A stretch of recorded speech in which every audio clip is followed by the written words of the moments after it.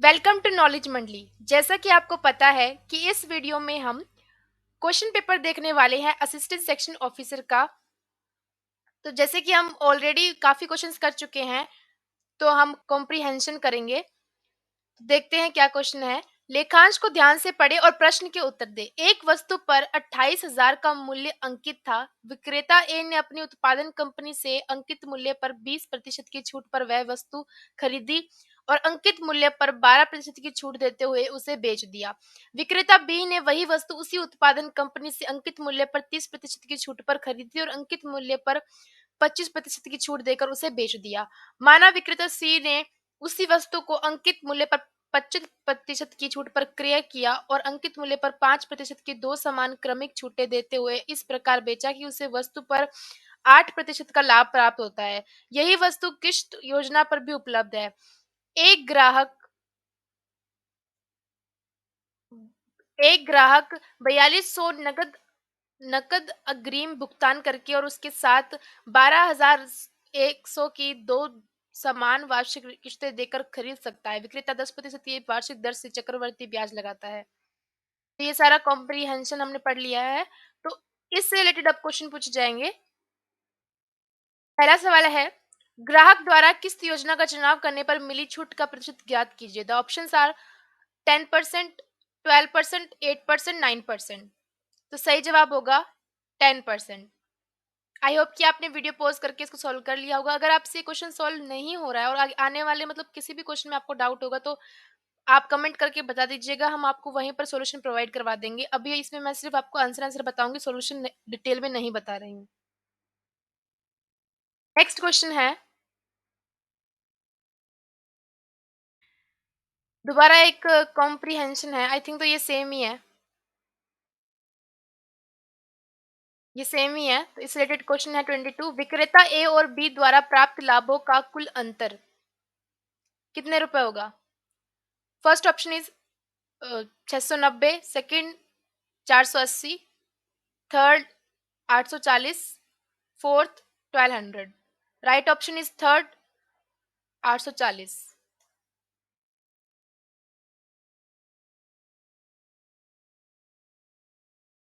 ये नेक्स्ट देख लीजिए, ये भी सेम ही है। जो ऊपर वाला कॉम्प्रिहेंशन तो सेम ही है, क्वेश्चंस अलग अलग पूछे गए हैं, एक कॉम्प्रिहेंशन देकर आपको। 23rd क्वेश्चन है, विक्रेता सी के लिए पी का मान क्या होगा। 10, 8, 9, 6। सही जवाब होगा फर्स्ट 10।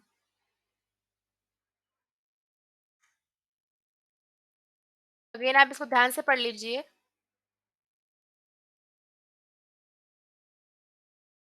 अब इस पे बेस्ड क्वेश्चन है 24, विक्रेता ए को कितने प्रतिशत का लाभ हुआ। पहला 8%, दूसरा 12%, तीसरा 10%, चौथा 9%। सही जवाब होगा तीसरा 10%।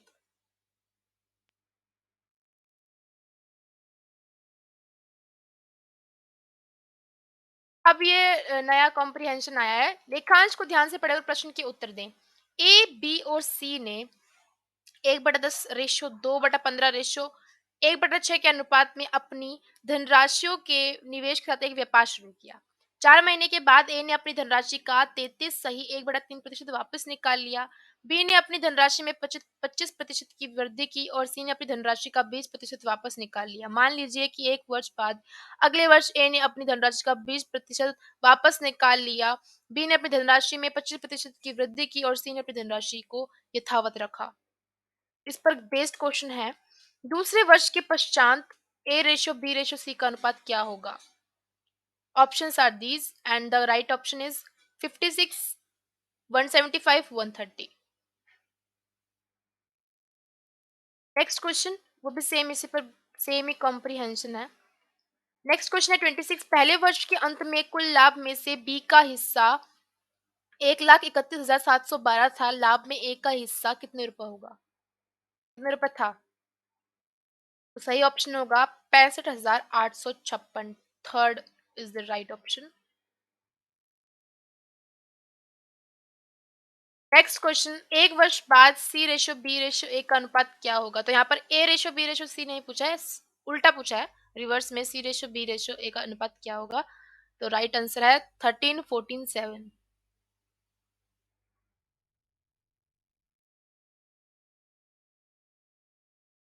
अभी देखिए, ए और बी एक साथ एक निश्चित काम को 40 दिनों में पूरा कर सकते हैं, जबकि ए और सी मिलकर उसी काम को 60 दिनों में पूरा कर सकते हैं। सी अकेले उसी काम को 80 दिनों में पूरा कर सकता है। उन्होंने एक साथ काम करना शुरू किया। ए और बी ने काम पूरा होने से क्रमश 10 दिन और 4 दिन पहले काम छोड़ दिया। काम पूरा होने पर ठेकेदार 38,556 का भुगतान किया। तो आई होप कि ये आपने कॉम्प्रिहेंशन है वो पूरा पढ़ लिया होगा, आपको समझ में आ गया होगा। तो फर्स्ट क्वेश्चन है, ए द्वारा प्राप्त राशि बी द्वारा प्राप्त राशि से कितनी प्रतिशत कम है? दशमलव के 2 स्थानों तक आंसर दीजिए। तो ऑप्शन है हमारे पास ये सारे। First is 86.24, second 84.62, third 68.42, fourth 82.64। Right option is second 84.62। अगर आपको कोई भी क्वेश्चन समझ में नहीं आया हो, आपसे सॉल्व नहीं हुआ हो, तो आप उसको जरूर कमेंट बॉक्स पे पूछ लीजिएगा, क्योंकि ये आपके लिए बहुत बेनिफिशियल होने वाला है। नेक्स्ट इज कॉम्प्रिहेंशन, तो सेम ही है। क्वेश्चन है, संपूर्ण काम कितने दिनों में पूरा हुआ? कितने दिनों में पूरा काम पूरा हुआ? First 28 days, second 25 days, three third 32 days, fourth 30 days. Right option is fourth, 30 दिनों में पूरा काम खत्म हुआ। रेखांश को ध्यान से पढ़े, ये भी सेम ही है। तो क्वेश्चन है इस कॉम्प्रिहेंशन पर बेस्ड, काम पूरा होने के बाद ठेकेदार द्वारा दी गई राशि में से बी और सी के हिस्सों का अंतर ज्ञात कीजिए। तो ऑप्शन है, फर्स्ट 1248, सेकंड 1428, थर्ड 1482, फोर्थ 1284। सही जवाब होगा सेकंड 1428। सो अब सेक्शन आ गया लैंग्वेज कंपिटेंसी टेस्ट का। Question first, select the most appropriate meaning of the given idiom. Stand up for, first to respect, second to applaud, third to support, fourth to cheer. Right option is third to support. Next question, second, select the most appropriate option to fill in the blank. Are you afraid dash all insects? Options are with, are you afraid with all insects? Are you afraid from all insects? Are you afraid of all insects? Are you afraid by all insects? So most appropriate third, are you afraid of all insects? Select the most appropriate option to fill in the blank. He have several pairs of shoes. He is having several pairs of shoes. He was having several pairs of shoes. He has several pairs of shoes. So the right one is fourth. The most appropriate one is fourth. He has several pairs of shoes. Question fourth. Sentences of a paragraph are given below in jumbled order. Arrange the sentences in the correct order to form a meaningful and coherent paragraph. A. That is why they are in demand in all progressing countries. B. Such brilliant Indians are offered attractive salaries abroad. C. Indians have proved their brains worldwide. D. But this loss of talent hinders the progress of India. So we have to choose a order so that it can make a senseful paragraph. First BDAC, second BADC, third CABD, fourth CBDA. So third one is the right answer, CABD. Indians have proved their brains worldwide. That is why they are in demand in all progressing countries. Such brilliant Indians are offered attractive salaries abroad, but this loss of talent hinders the progress of India. Select the most appropriate meaning of the given idiom.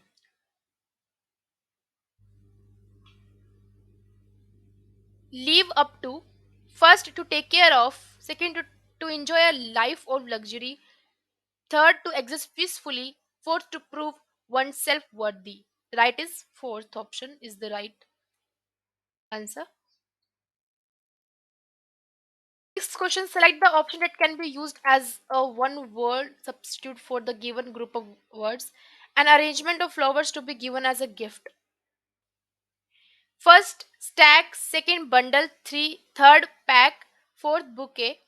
So right option is fourth one. Next question, select the most appropriate antonym of the given word. General. First regular, second particular, third common, fourth ordinary. Right option is second particular. Eighth question, select the most appropriate option to fill in the blank. I am reading a detective novel these days. I have read a detective novel these days. I reads a detective novel these days. I read a detective novel these days. So the right one is I am reading a detective novel these days. She was stung by a honey bee last evening. She had stung by a honey bee last evening. She stung by a honey bee last evening. She is stung by a honey bee last evening. So the appropriate one is she was stung by a honey bee last evening. Select the most appropriate synonym of the given word. Rely. Avoid, attend, defend, depend. So rely means somebody is rely on someone, which means depend on someone. So fourth one is the right option. Comprehension. Read the given passage and answer the questions that follow. Natural vegetation refers to a plant community which has grown naturally without human aid and has been left undisturbed by humans for a long time. Thus, cultivated crops and fruits orchards form part of vegetation but not natural vegetation. Land affects the natural vegetation directly and indirectly. The nature of land influences the type of vegetation. The fertile land is generally devoted to agriculture. The rough terrains are areas where grassland and woodlands develop and give shelter to a variety of wildlife. The soils also vary over space. Different types of soils provide basis for different types of vegetation. The sandy soils of the desert support cactus and thorny bushes, while wet marshy soils support mangroves. The hill slopes with loamy soil have conical trees. The vegetation cover of India in large parts is no more natural in the real sense, except in some inaccessible regions like the Himalayas, the hilly region of central India, and the Marusthali Desert. The vegetation in most of the areas has been modified at some places or replaced or degraded by human occupancy.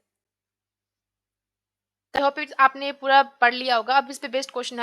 What kind of soil is favorable for mangrove forests? Option are sandy soil, loamy soil, dry soil, marshy soil. The answer is fourth, marshy soil.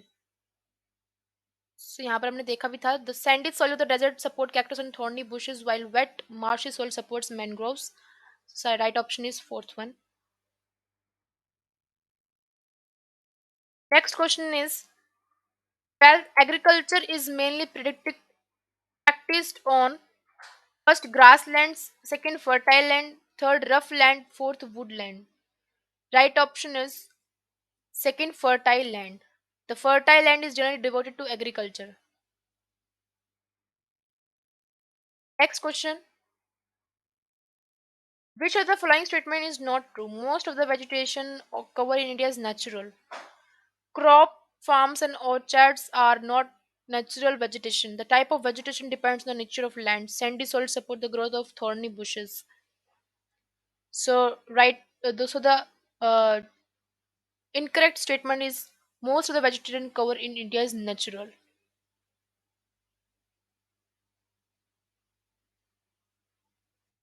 Next question, what is natural vegetation? First, crops that are cultivated without fertilizers. Second, plants that grow without human help. Third, plants cultivated by man. Fourth, crops that grow in fertile soil. So, natural vegetation is plants that grow without human help.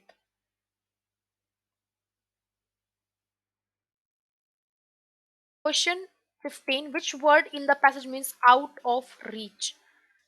So, out of reach, here we can say that inaccessible means that inaccessible referred out of reach. Do plus प्रकृति का सही संधि रूप क्या होगा? First दुष्प्रकृति, दूसरा दुष्प्रकृति, तीसरा दुष्प्रवृत्ति, चौथा दुष्प्रकृति. सही जवाब होगा पहला, दुष्प्रकृति. अगला सवाल है, फूक फूक कर कदम रखना मुहावरे का सही अर्थ क्या होगा? सावधानी से कार्य करना, ये तो पता ही है हमें. अगला सवाल है, आग का तत्सम शब्द क्या है? सही जवाब होगा चौथा, अग्नि। अग्नि आग का तत्सम शब्द है। ऐसा घर मैंने नहीं देखा, वाक्य का रेखांकित शब्द किस प्रकार का विशेषण है? ऐसा किस प्रकार का विशेषण है वो हमें बताना है। सार्वनामिक इसका सही जवाब होगा। ऐसा सार्वनामिक विशेषण है। अगला सवाल है, आंख एक नहीं कजरोटा 10-10 लोकोक्ति का सही अर्थ क्या है? अकूत संपत्ति, अथक प्रयास, अपव्यय, व्यर्थ आडंबर। चौथा ऑप्शन इसका सही है, व्यर्थ आडंबर। षडानन का सही संधि विच्छेद क्या होगा? षट आनन इसका सही संधि विशेष विच्छेद होगा। 22 नेताजी दिल्ली गए वाक्य में कौन सा काल है? अपूर्ण भूत, पूर्ण भूत, संदिग्ध भूत, सामान्य भूत इसका सही जवाब होगा। 23वां सवाल, सरसीज किसका पर्यायवाची है? कमल का, समुद्र का, बादल का, तालाब का। कमल का पर्यायवाची है सरसीज। 24वां, पत्र आता होगा वाक्य में कौन सा काल है? संभाव्य भविष्य, सामान्य वर्तमान, संदिग्ध वर्तमान, सामान्य भविष्य। तो पत्र आता होगा में काल है संदिग्ध वर्तमान। 25, निम्न में से कौन सा शब्द संयोजक समुच्चय बोधक है? अथवा, पर, इसलिए, तथा। सो तथा है संयोजक समुच्चय बोधक। अभी कॉम्प्रिहेंशन दिया हुआ है, क्रोध दुख के कारण के परिज्ञान या साक्षात्कार से होता है। अतः एक जो जहां इस ज्ञान में त्रुटि हुई वहां क्रोध धोखा देता है। दूसरी बात यह है कि क्रोध जिस ओर से दुख आता है उसी ओर देखता है, अपनी धारणकर्ता की ओर नहीं। जिसे दुख पहुंचा है या पहुंचेगा उसका नाश हो या उसे दुख पहुंचे, यही क्रोध का लक्ष्य है। जिसे दुख पहुंचा है उसका फिर क्या होगा, इससे उसे कुछ सरोकार नहीं। इसी से एक तो मनोवेग है ही कि दूसरे को परिमित किया करते हैं, दूसरे विचार शक्ति भी उन पर अंकुश रखती है। यदि क्रोध उतना उग्र हुआ कि हृदय के दुख के कारण की अवरोधा वरोधनी शक्ति के रूप और परिणाम के विचार तथा भय आदि और विचारों के संचार के लिए जगह ही न रही तो बहुत हानि पहुंच जाती है। गद्यांश में प्रयुक्त उग्र का आशय क्या है? तीव्र, क्षीण, मंद, धीर। सही जवाब होगा तीव्र।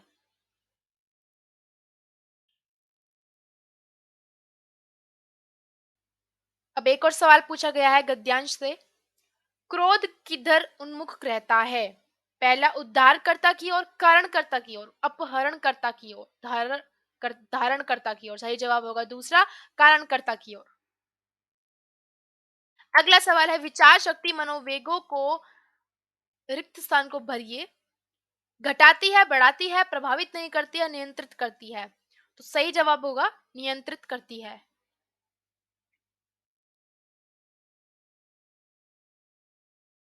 गद्यांश का केंद्रीय विषय क्या है? क्रोध, दुख, भय, विचार।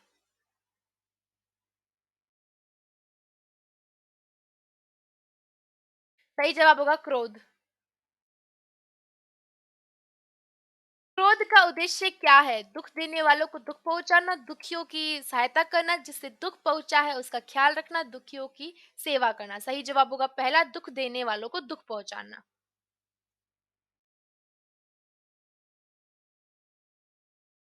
अभी कंप्यूटर पर बेस्ड क्वेश्चन आ गए हैं।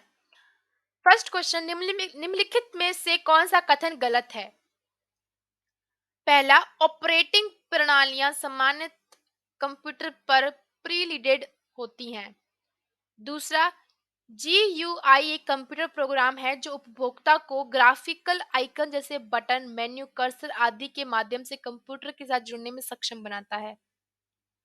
आधुनिक operating system graphical user interface का उपयोग करते हैं। CPU ऑपरेटिंग प्रणाली को नियंत्रित करता है। तो गलत कथन है, CPU ऑपरेटिंग प्रणाली को नियंत्रित करता है। दूसरा सवाल है, निम्नलिखित में से कौन सा एक ऑपरेटिंग सिस्टम नहीं है? Windows OS, OS 400, Linux, blue रे, ब्लू रे ऑपरेटिंग सिस्टम नहीं है।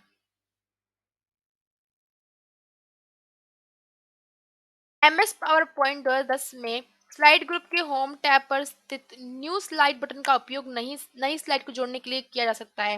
निम्नलिखित में से कौन सा keyboard shortcut power point presentation में एक नई स्लाइड को जोड़ने में सहायता करता है? Control plus N, control plus O, control plus M, control plus W. Control plus M से हम एक नई स्लाइड को जोड़ सकते हैं।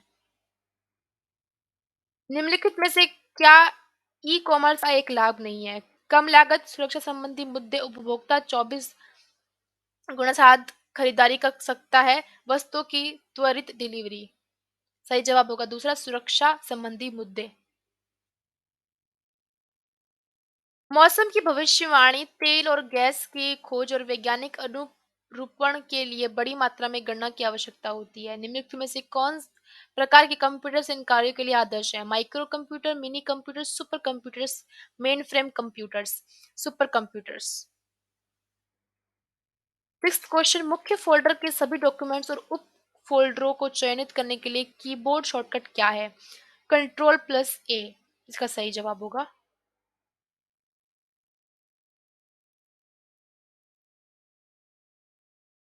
अभी हमारे पास कॉम्प्रिहेंशन आया है, तो काफी बड़ा है, इसको हम देख लेते हैं।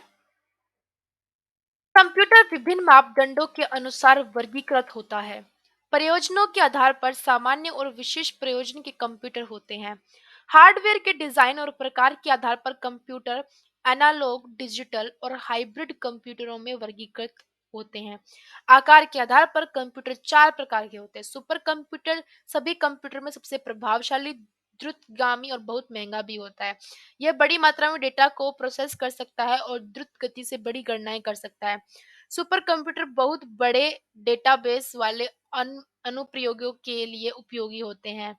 क्रे 1, ईटी, ए 10 आदि सुपर कंप्यूटर के उदाहरण हैं। मेन फ्रेम कंप्यूटर विशाल कंप्यूटर होते हैं जो बहुत अधिक जानकारी का संग्रह कर सकते हैं और एक ही समय में कई कार्य कर सकते हैं। इसमें कई प्रोसेसर भी होते हैं। वे यह मुख्य रूप से विशाल सूचना प्रक्रम के कार्य के लिए उपयोग किया जाता है। मेन फ्रेम कंप्यूटर भी बहुत बहुमूल्य होता है। मेन फ्रेम कंप्यूटर का उपयोग बड़े संस्थानों से सरकार, बैंक और बड़े निगमों में किया जाता है। इन सभी कंप्यूटर में सबसे छोटे माइक्रो कंप्यूटर के विकसित होने की वजह से मेन फ्रेम की लोकप्रियता धीरे धीरे कम हो रही है।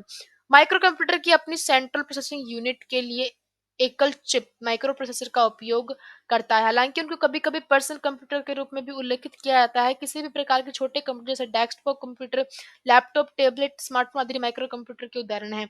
वे छोटे व्यवसाय, घरों और कक्षाओं के लिए श्रेष्ठ होते हैं। आकार, शक्ति, गति, भंडारण क्षमता आदि के आधार पर मिनी कंप्यूटर एक मेन फ्रेम और एक माइक्रो कंप्यूटर के बीच में ठहरता है। माइक्रो कंप्यूटर का उपयोग छोटे संगठन द्वारा किया जाता है। एनालॉग कंप्यूटर ऐसे कंप्यूटर होते हैं जिन्हें एनालॉग डेटा का प्रोसेस करने के लिए डिजाइन किया जा गया है। वे भौतिक इकाइयों जैसे वोल्टेज, दाब, विद्युत प्रवाह, तापमान को मापते हैं और उन्हें अंकों में परिवर्तित करते हैं। एनालॉग कंप्यूटर सांख्यिकीय आंकड़ों को संग्रहित नहीं कर सकते हैं। स्पीडोमीटर और पारा मापी एनालॉग कंप्यूटर के उदाहरण हैं। डिजिटल कंप्यूटर को उच्च गति से गणना और तर्क संगत क्रिया करने के लिए डिजाइन किया जाता है। ये इलेक्ट्रॉनिक संकेतों पर चलते हैं और गणना के लिए बाइनरी अंक पद्धति का उपयोग करते हैं। डेस्कटॉप या लैपटॉप डिजिटल कंप्यूटर के बेहतरीन उदाहरण हैं। हाइब्रिड कंप्यूटर में एनालॉग और डिजिटल कंप्यूटर दोनों की विशेषताएं होती हैं। यह एनालॉग कंप्यूटर की तरह तीव्र होता है और इसमें डिजिटल कंप्यूटर की तरह मेमोरी और सटीकता होती है। सेवेंथ क्वेश्चन है, इस कॉम्प्रिहेंशन को जो आपने शायद पढ़ लिया होगा, मैंने भी यहाँ पर पढ़ ही दिया है, तो इस पे बेस्ड क्वेश्चन है। निम्न में से किस प्रकार के कंप्यूटर का उपयोग प्राय घरों में किया जाता है? Main frame computer, super computer, micro computer, mini computer. तो सही जवाब होगा माइक्रो कंप्यूटर, क्योंकि यहाँ पर उदाहरण भी दिए गए हैं। तो ऐसा डायरेक्टली आपको नहीं मिलेगा कि कंप्यूटर का कौन से कंप्यूटर का प्राय घरों में इस्तेमाल किया जाता है। इसमें एग्जाम्पल दिया गया है कि माइक्रो कंप्यूटर का एग्जाम्पल दिया गया है, तो उसमें ये बताया गया है कि माइक्रो कंप्यूटर वो घरों में भी इस्तेमाल होता है। नेक्स्ट क्वेश्चन है, ये अलग है कॉम्प्रिहेंशन, तो इसको भी पढ़ना पड़ेगा हमें। व्यवसाय से व्यवसाय, बी टू बी।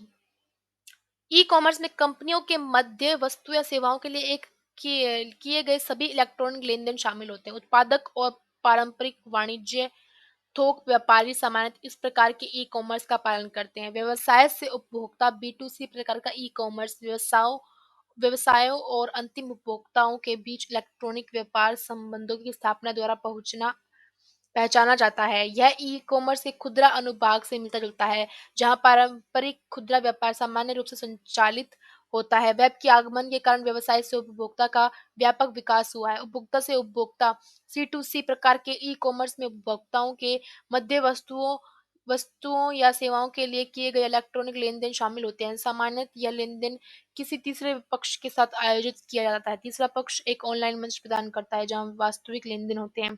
सी2बी में वस्तुओं के आदान-प्रदान के पारंपरिक अर्थ का पूर्णतः उल्टा होता है। इस प्रकार के इलेक्ट्रॉनिक कॉमर्स में कई व्यक्ति कंपनियों के लिए अपने उत्पादों या सेवाओं को खरीदने के लिए उपलब्ध कराते हैं। एक इस पे बेस्ड क्वेश्चन है, रेस्तरां में खाना खाना ई-कॉमर्स के निम्न में से किस नमूने को दर्शाता है? सी2बी, B2B, बी2सी, सी2सी। Right option is third बी2सी। Next comprehension है, ये भी नया है। किसी पेज को प्रिंटर द्वारा प्रिंट करने योग्य बनाने के लिए उपयुक्त फॉर्मेटिंग लेआउट कहलाती है। एमएस वर्ड विभिन्न प्रकार के पेज लेआउट और फॉर्मेटिंग के विकल्प प्रदान करता है, जैसे पेज ओरिएंटेशन, पेज साइज और पेज मार्जिन, जो इस पर निर्भर करता है कि आप अपने डॉक्यूमेंट को कैसे प्रदर्शित करना चाहते हैं। पेज की और ओरिएंटेशन दो ग्रेड लैंडस्केप और पोर्ट्रेट। अधिकतर डॉक्यूमेंट्स पोर्ट्रेट मोड में प्रिंट होते हैं, लेकिन इससे पेज लेआउट टैब से लैंडस्केप में बदला जा सकता है। यद्यपि मॉनिटर में लैंडस्केप मोड डिस्प्ले होता है, एक नए डॉक्यूमेंट के पेज का आकार 8.5 इंच गुना 11 इंच निर्धारित होता है। हालांकि माइक्रोसॉफ्ट वर्ड पेज के आकार के लिए अनेक पूर्व निर्धारित विकल्प देता है, लेकिन आपको हमेशा यह देखने के लिए जांच करनी चाहिए कि आपका प्रिंटर किस आकार के पेज को समायोजित कर सकता है। मार्जिन रिक्त स्थान होते हैं जो किसी डॉक्यूमेंट के ऊपर, नीचे और बाईं व दाईं दिशाओं को रेखांकित करते हैं। पेज मार्जिन किसी डॉक्यूमेंट को स्पष्ट और पेशेवर स्वरूप प्रदान करते हैं। एमएस वर्ड में प्रत्येक पेज पर 1 इंच का ऑटोमेटिक मार्जिन होता है।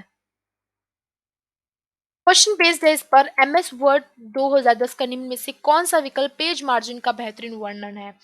किसी पेज के चारों ओर के रिक्त क्षेत्र, किसी पेज के बाईं और दाईं तरफ के रिक्त क्षेत्र, पैराग्राफ के प्रत्येक तरफ दिखाई देने वाला रिक्त क्षेत्र। सही जवाब होगा केवल पहला, किसी पेज के चारों ओर के रिक्त क्षेत्र। अगला सवाल है, वो भी उसी पर एमएस वर्ड के ऊपर भी बेस्ड है, सेम ही कॉम्प्रिहेंशन है। निम्नलिखित में से कौन सा कथन एमएस वर्ड 2010 में पेपर साइज और पेज मार्जिन के बीच के अंतर का सही वर्णन करता है? ऑप्शन है हमारे पास, पेपर साइज का अर्थ है पेज की स्थिति का निर्धारण, जबकि पेज मार्जिन डॉक्यूमेंट के वे क्षेत्र होते हैं जहां पाठ संरेखित होती है। पेपर साइज और पेज मार्जिन में कोई अंतर नहीं है। तीसरा, पेपर साइज किसी डॉक्यूमेंट में प्रिंट करने के लिए पेपर का साइज होता है, जबकि पेज मार्जिन किसी पेज के किनारों की वह रिक्त जगह है जिसे विषय सूची को उपयुक्त जगह में रखने के लिए बढ़ाया या घटाया जा सकता है। फोर्थ है, पेज मार्जिन विषय सूची को उपयुक्त जगह में रखने के लिए पूर्व निर्धारित लेआउट है, जबकि पेपर साइज किसी पेज का वह बाह्य क्षेत्र होता है जिसे विषय सूची को उपयुक्त जगह में रखने के लिए व्यवस्थित किया जा सकता है। सही जवाब होगा तीसरा, पेपर साइज किसी डॉक्यूमेंट को प्रिंट करने के लिए पेपर का साइज होता है, जबकि पेज मार्जिन किसी पेज के किनारों की वह रिक्त जगह है जिसे विषय सूची को उपयुक्त जगह में रखने के लिए बढ़ाया या घटाया जा सकता है। तो आज के क्वेश्चन हम यहीं पर खत्म करेंगे। अगर आपको इनमें से किसी भी क्वेश्चन में आपको डाउट है, जैसे कि हमने क्वांटिटेटिव रीजनिंग के क्वेश्चंस किए थे, अगर आपको कोई भी क्वेश्चन सॉल्व नहीं होता है, अगर आपको सारे क्वेश्चन सॉल्व नहीं होते, तो भी आप हमें कमेंट करके बता सकते हैं कि हम पूरी वीडियो हम उस पे सॉल्यूशन पर बेस्ड बना दें। अभी तो सिर्फ हमने आंसर बताए हैं ताकि आप खुद सॉल्व करें, और अगर आपके कोई भी क्वेश्चन आपका गलत आंसर आ रहा है, आपको समझ नहीं आ रहा कि वो कैसे आए, तो आप हमें कमेंट करके ज़रूर पूछ लीजिए, उससे ज़रूर डाउट को क्लियर कर लीजिएगा। हम आपको आंसर उसका ज़रूर प्रोवाइड करवाएँगे। Thanks for watching this video.